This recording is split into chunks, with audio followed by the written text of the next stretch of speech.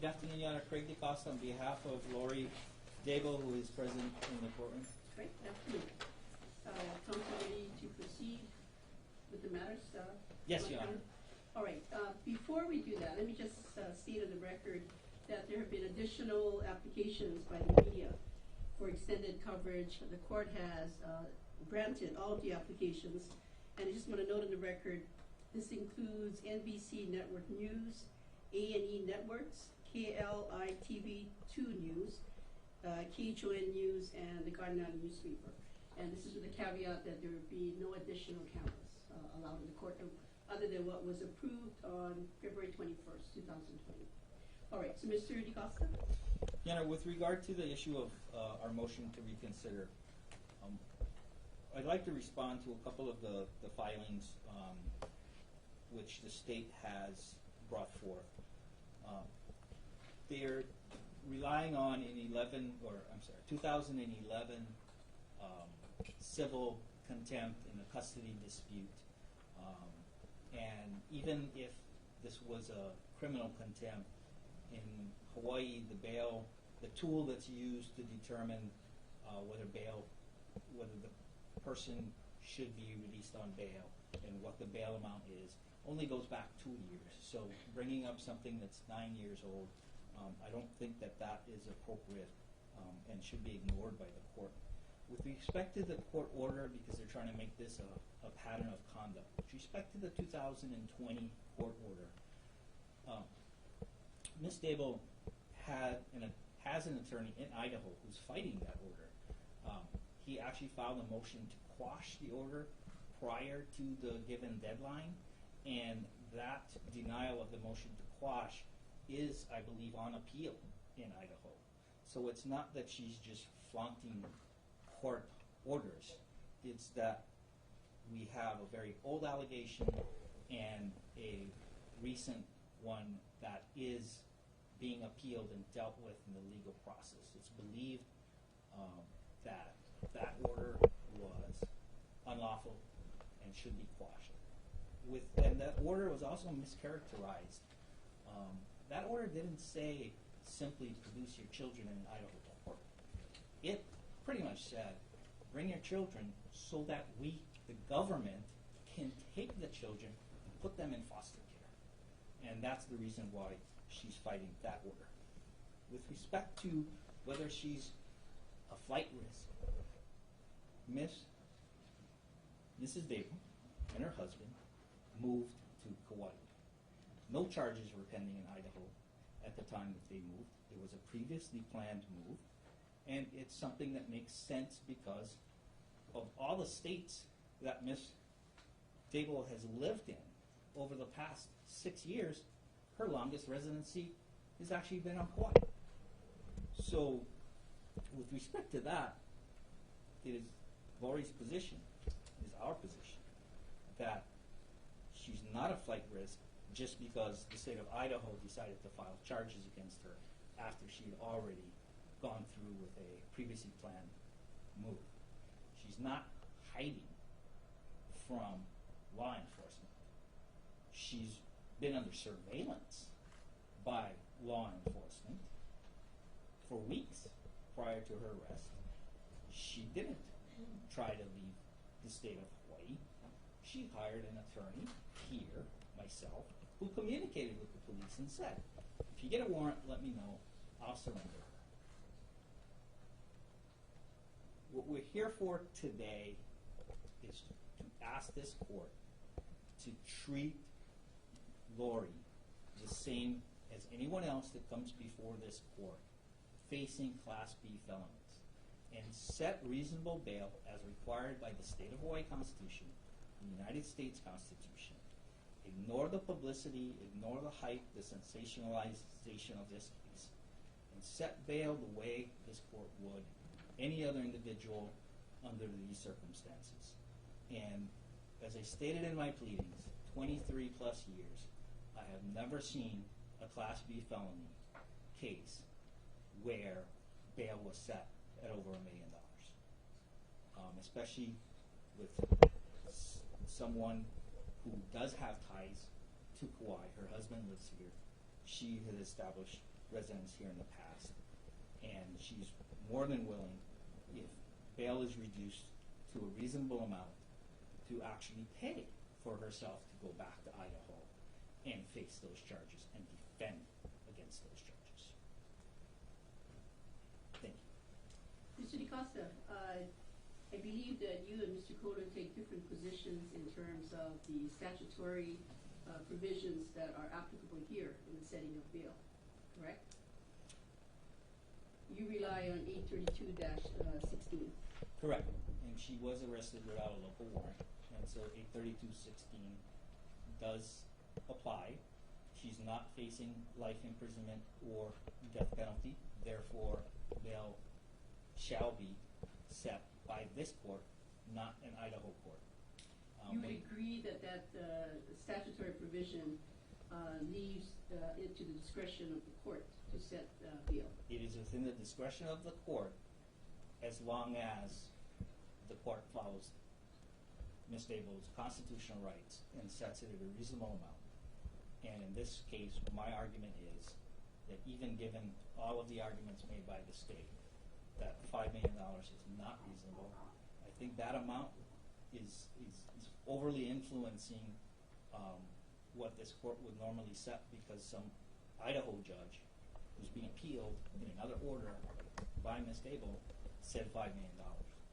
But if this court were to have taken a look at this case with fresh eyes, I do not believe that this court, knowing this court's history, would have set it at over $1 million. And that's the basis of your position in basically alleging or intimating that the court erred in confirming bail at $5 million. Yeah, I don't think there was bail to be confirmed at that point. I believe that 832.16 says, shall bring the person in front of the court for the setting of bail if they're arrested without a local warrant. They didn't bother to get a Hawaii warrant, despite the fact that she was under surveillance, despite the fact that apparently the documents was here on island with an Idaho detective. And they didn't bother to ask for a local warrant, so we have to go by 832.16. And you dispute the position taken by Mr. Kohler that your client is a flight risk. I do not believe she's a flight risk. I do dispute that. And, you know, as I stated in my pleadings, bail is meant to secure the attendance of the charged person, and Ms. Dable has done, ever since meeting with me in late January, has done everything correctly as far as being available to turn herself in if that's what was requested. And I think that's all the questions I have at this time. Mr. Kohler? Judge, nothing has changed about this case since we last addressed bail several days ago, other than that we learned of her past history of defying court orders regarding the custody of her children, not just in 2009 and 2011, but also what was telling in those reports is Joseph Ryan's statements that she has a history of disappearing when the child's custody is at issue. So You're that is referring back to the 2011. I'm talking about the 2009 and 2011 reports, in which she was civilly found in contempt and charged with judicial interference.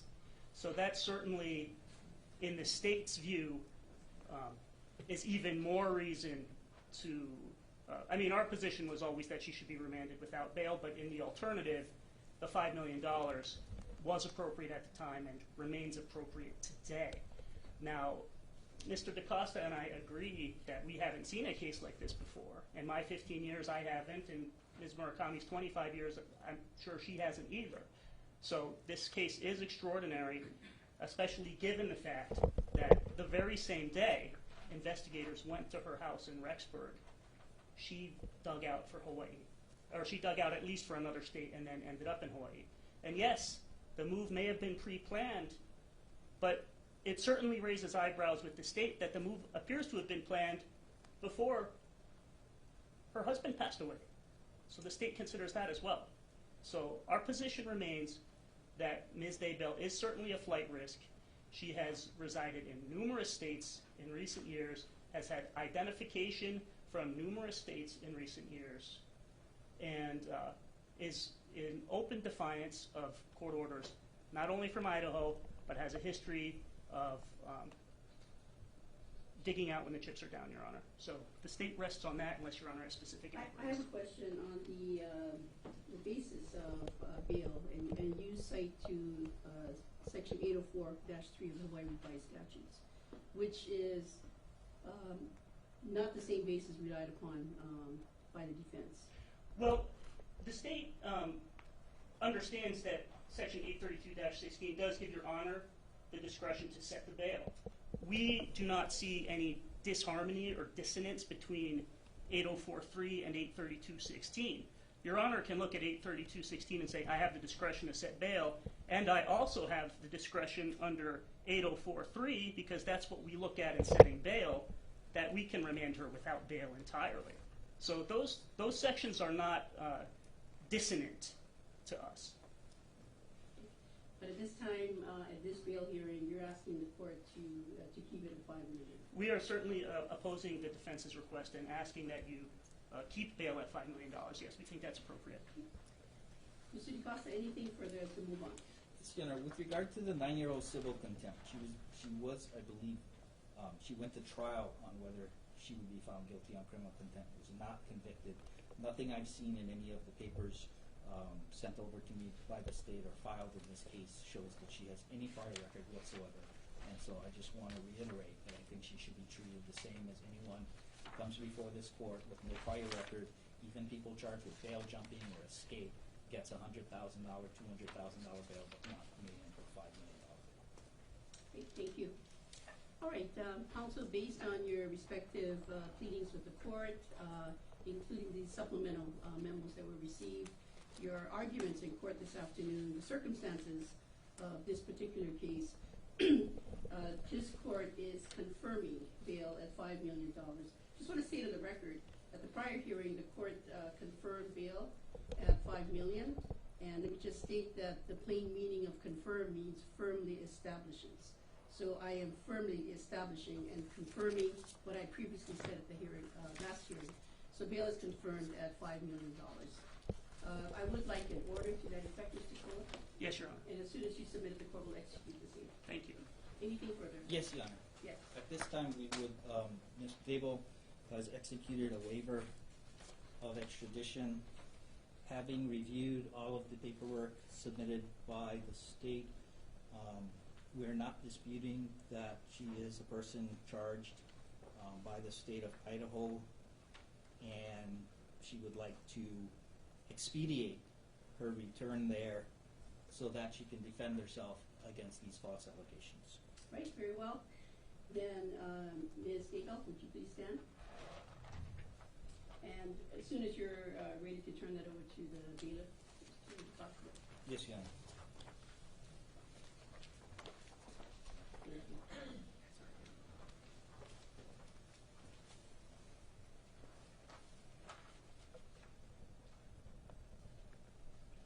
Counsel, would you approach? Yes, Your Honor.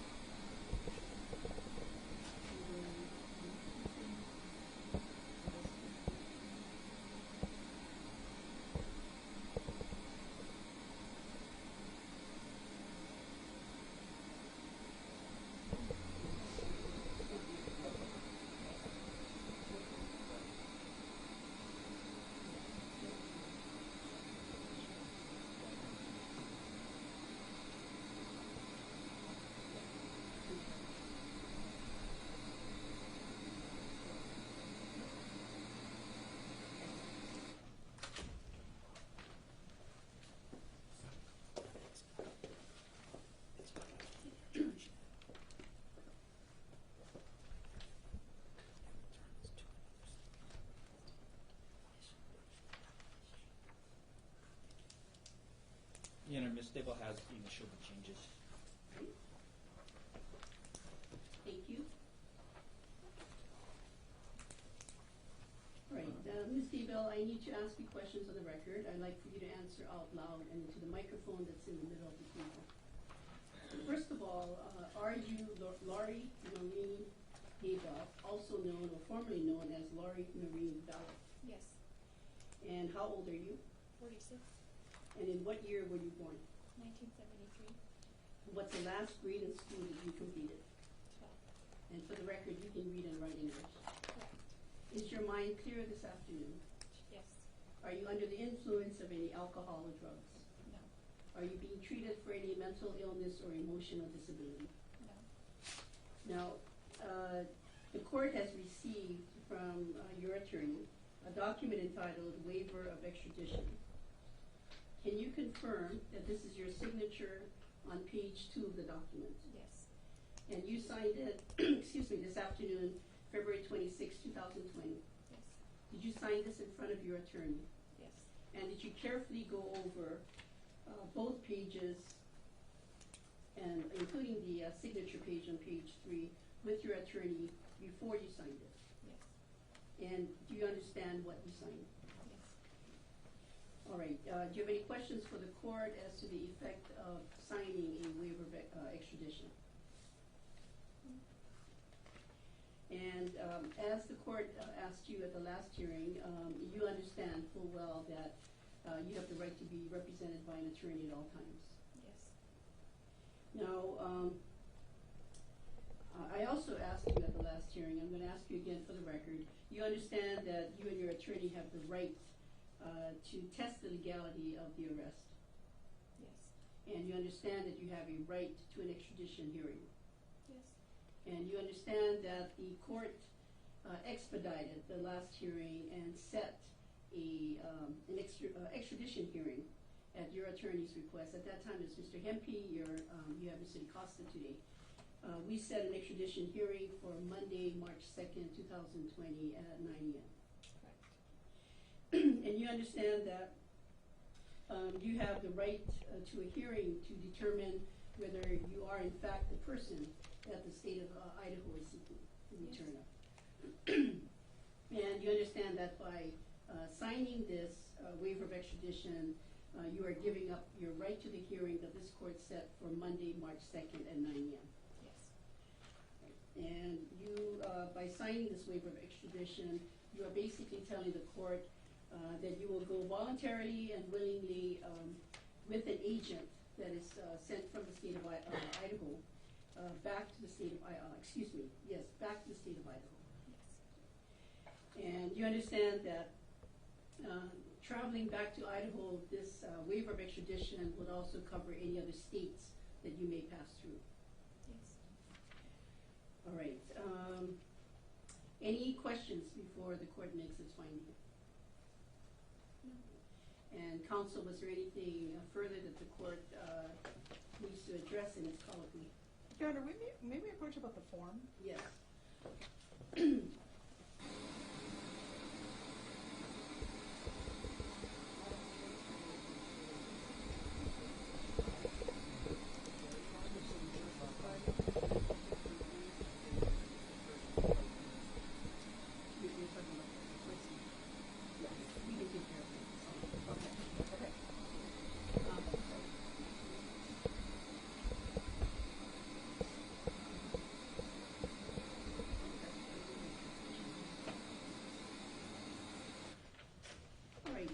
Ms. Vallow, there were some handwritten changes that were made to page 2 of the waiver of extradition. Can you confirm that those are your initials that were made to the changes? Yes. And do you understand the changes? Yes. All right, so referring you to the language in the waiver of extradition, it says in the second paragraph that you've been fully informed of the charges against you that were brought by the state of Idaho. And this court did, on the record of the last hearing, go over those charges with you. Do you wish for the court to identify those charges again? No. And do you understand let's see, that by signing this document, this is a voluntary, knowing, and intelligent waiver of your rights to the issuance and service of a governor's warrant, Yes. as well as any formal hearing. Yes. Great. And you understand that by signing this document, this is without reference to your guilt or innocence regarding the merits of your case that is with the state of Idaho. Yes. All right. Okay, the court is satisfied in its colloquy with Ms. I've been referring to as Ms. Vallow, Ms. Daybell, also known as Ms. Vallow, that she is intelligently, voluntarily, and knowingly executing this waiver of extradition. The court is satisfied that with the services of her attorney, she understands the consequences of doing so. And given that, the court is instructing the prosecutor, Mr. Kohler, to make contact with the state of Idaho and to request that they send their agents as soon as possible Yes, Your Honor. to pick up Yes. Ms. Devo. And counsel, what I would like to do is set a hearing. I'm going to propose in 2 weeks, but we can do it sooner, for status, to make sure that the transport has occurred. Judge, I think 2 weeks is appropriate. I know Idaho, I've been in touch with them even as soon as I learned there might be a possibility of her waiving today. I think they weren't planning to come and get her before the hearing next week, so we're still working with them on the logistics. I think 2 weeks is appropriate. It can always be moved up sooner if something needs to be addressed. Okay, Mr. Picasso, any objection? I would ask for sometime next week. You want it next week? Yeah, just to see how soon. Any objection to that, Mr. Kohler? No. We're going to set it then for a week from today, and this is for status. So March 4th, 2020 at 9 o'clock. Anything further, counsel? So we will be vacating the March 2nd court That case. is correct. The hearing set for Monday, March 2nd at 9 o'clock will be vacated. And to address Mr. DaCosta's motion, it'll be either withdrawn or denied as moot, or You mean the request for the hearing? the motion for recon. Well, I think she just denied it. Oh, it's denied, okay. That's correct. I Signature mean, on the order. we've gone through the bail hearing Okay. prior to the waiver. And because now that she's waived, she cannot post bail at all, not even the $5 million. She's held pending the pickup, just under the statute. Correct? Well, 5 million was the equivalent of Right. no bail. So, Okay. she's, now Idaho has authority over her. That is correct. That is correct. Okay. Anything further? No. Okay, then, there being nothing further, court is adjourned. Thank you. All rise.